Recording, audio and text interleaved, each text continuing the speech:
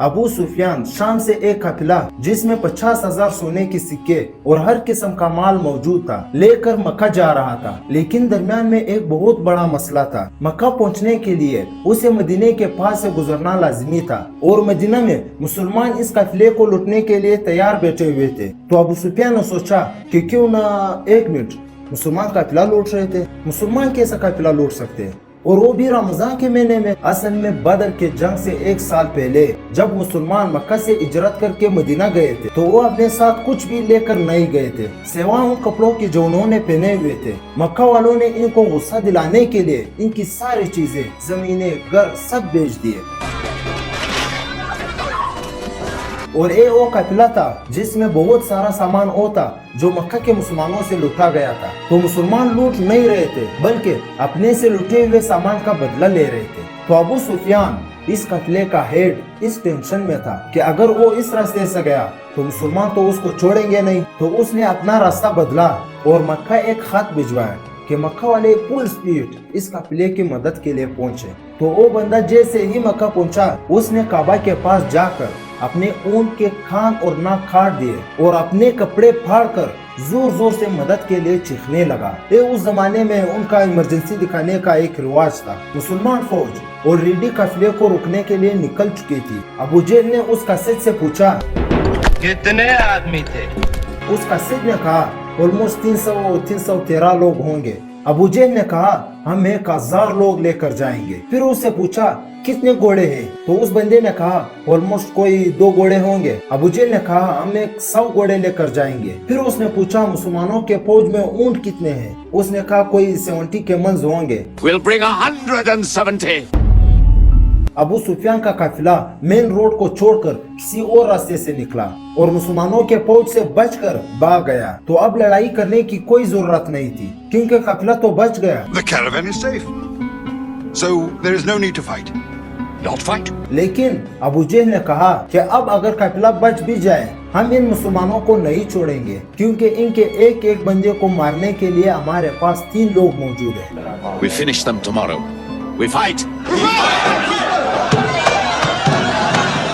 मोहम्मद सल्लल्लाहु अलैहि वसल्लम ने अपने फौज को बदर के पहले कुएं पे जाकर पड़ाव डालने का हुक्म दिया। तो एक साहबी ने आकर पूछा या रसूलुल्लाह, ये जगह आपने अल्लाह के कहने पे चूज किया है या मशवरे से? तो आप सल्लल्लाहु अलैहि वसल्लम ने कहा है तो हमने मशवरे से चूज किया। तो उसने कहा कि अगर हम आगे जाकर पड़ाव डाले तो वहाँ पानी भी ज्यादा है और दुश्मनों को इन कुओं पर कब्जा करने से भी रोक सकेंगे। आप सल्लल्लाहु अलैहि वसल्लम को इसका मशवरा बहुत पसंद आया और पूरी फौज आधी रात को इस जगह से इस जगह पर मूव हुई।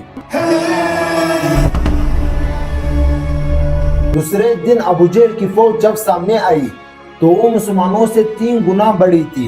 Utba a very rich मक्कन businessman अपने भाई और बेटे के साथ सामने आया और मुसलमानों को चैलेंज किया कि कोई है जो हमसे आकर लड़ाई कर सके। मदीना के 3 अंसार इनसे लड़ने के लिए सामने आए। तो उतबा ने कहा ये कौन है?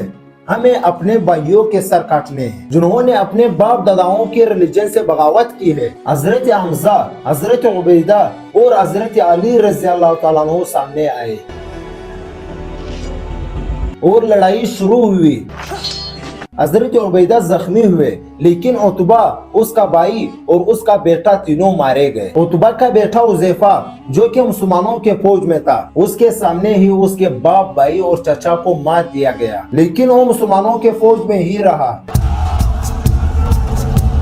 मुसलमानों को पता था कि दुश्मन के मुकाबले में उनकी फौज बहुत छोटी है तो उन्होंने डिफेंसिव स्ट्रेटजी इख्तियार की कि यार हम तो अपनी जगह से नहीं हिलेंगे। इसी के साथ अबू जेहल ने फुल फ्लेज हमले का हुक्म दिया क्योंकि उसका ख्याल था कि 2 मिनट का काम है, बस खत्म करके निकलते हैं यहाँ से। लेकिन ऐसा नहीं हुआ। आहिस्ता आहिस्ता हर एक मुसलमान के बदले 5 काफिर मरने लगे। काफिरों की फौज पीछे हटी और टेंशन में पड़ गई कि यार हम इनसे 3 गुना ज्यादा है और हम इनको इनकी जगह से हिला नहीं पाए। मुसलमानों ने अपने सफों को बदला और फ्रेश लोगों को सामने लाकर खड़ा कर दिया। अबू जेहल ने दोबारा फुल फ्लेज हमले का हुक्म दिया लेकिन फिर वही हुआ और काफिर फौज पीछे हटने लगी। लेकिन इस बार मुसलमानों ने इन पर हमला कर दिया और काफिर फौज बदर को छोड़कर हर तरफ भागने लगी। अबू जेहल मारा गया। मक्का में सारे जीत की खबर का इंतजार कर रहे थे क्योंकि पिछले 60 साल में मक्का के कुरैश को कोई बड़ी शिकस्त नहीं हुई थी। लेकिन अब मक्का के कुरैश सिर्फ 313 लोगों से हार गए थे। पहले जो लोग जंग से भागकर मक्का पहुंचे तो उन पर किसी ने यकीन ही नहीं किया कि हम जंग हार गए हो, लेकिन आहिस्ता आहिस्ता उन्हें समझ आने लगी कि वो ये जंग और पूरे अरब में अपनी इज्जत हार चुके। एक मशहूर हिस्टोरियन लिखते हैं कि जंग बदर से पहले अरब मोहम्मद को एक कमजोर आदमी समझते थे जिसको अपने ही लोगों ने निकाल दिया था और वो दूसरों से मदद मांगता फिरता। लेकिन जंग बदर के बाद मोहम्मद एक बादशाह और मिलिट्री जीनियस के तौर पर पूरे अरब में मशहूर हो गया, क्योंकि उन्होंने अपने से 3 गुना बड़ी फौज को हरा कर दिखाया था। जीत की खबर लेकर जब मुसलमान मदीना पहुंचे तो हर तरफ खुशी और सेलिब्रेशंस चलने लगे। लेकिन जैसे ही रसूलुल्लाह सल्लल्लाहु अलैहि वसल्लम अपने घर में दाखिल हुए तो उनको पता चला कि उनकी बहुत ही प्यारी बेटी रुकैया, जिसे वो बहुत प्यार करते, कुछ ही दिन पहले फौत हो चुकी। इस बात से नबी करीम सल्लल्लाहु अलैहि वसल्लम को बहुत दुख हुआ, लेकिन मुसलमानों की खुशी और सेलिब्रेशन जारी रखने के लिए उन्होंने अपने गम का जिक्र किसी से भी नहीं किया और ये सेलिब्रेशन ज्यादा देर चल भी नहीं सकती थी, क्योंकि इस बार अबू सुफियान ने पूरे अरब से 3000 की फौज जमा करके मुसलमानों से बदला लेने की तैयारी शुरू कर दी थी। They are gathering. Every young man with a sword is on his way to Mecca.